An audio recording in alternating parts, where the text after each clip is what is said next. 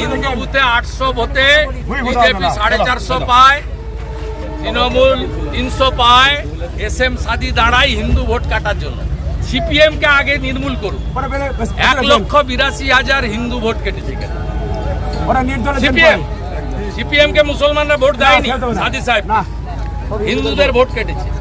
আগে ওরা যদি 800 ভোটে 800 ফেলতে পারে জুবের শেখ চাপড়াতে, আপনাকেও নাকাশি পাড়াতে 800 হিন্দু ভোটে 800টাই পদ্ম ফুলে ফেলতে হবে।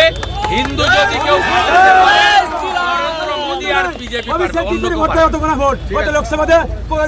আরে আমি তো নন্দীগ্রামে হারিয়েছি 26% মুসলিম, আপনি নাকাশি পাড়া পারবেন না।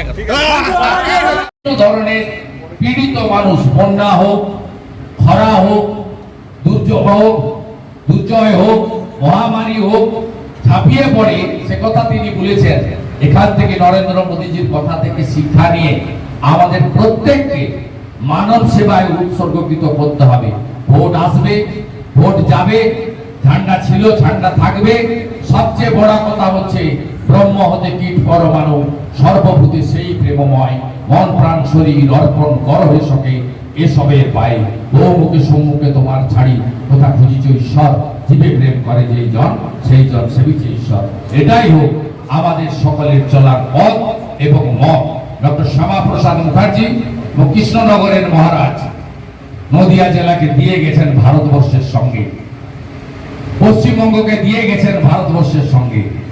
আমরা যেন ডক্টর শ্যামাপ্রসাদ মুখার্জি এবং কৃষ্ণনগরের মহারাজা তাদের যে লড়াই, তাদের যে স্বপ্ন পূরণ করতে পারি আগামী দিনে। এটাই হোক রামনবমীর প্রাককালে আমাদের সকলের শপথ।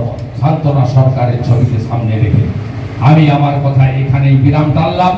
আসুন উঠে দাঁড়িয়ে 1 মিনিট নীরবতা পালন করে শ্রদ্ধেয় নেত্রী বিদেয়ী আত্মা পুষ্পার্ঘ্য দিয়েছেন, আমরা একসঙ্গেই দিলাম।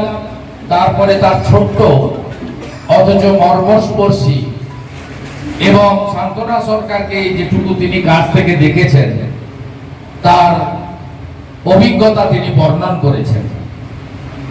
সম্মানীয় নেতা সহসভাপতি সঞ্জয় সিং সান্তনা সরকারের তার কর্মপদ্ধতি, কর্মদক্ষতা, দলের সমর্পিত সৈনিক হিসেবে, শৃঙ্খলাপরায়ণ একজন কার্যকর্তা হিসেবে তাকে যে যে দায়িত্ব দেওয়া হয়েছে পালনের কথা ইতিমধ্যে তুলেছেন। এটা নিয়ে আমি পুনর্বার বলতে চাই না। আমি যেটুকু জেনেছি এবং প্রত্যক্ষভাবে দেখেছি, 18 সালে দলে যোগদান করার পরে তিনি মহিলা মোর্চার সভানেত্রী ছিলেন একটি মণ্ডলের।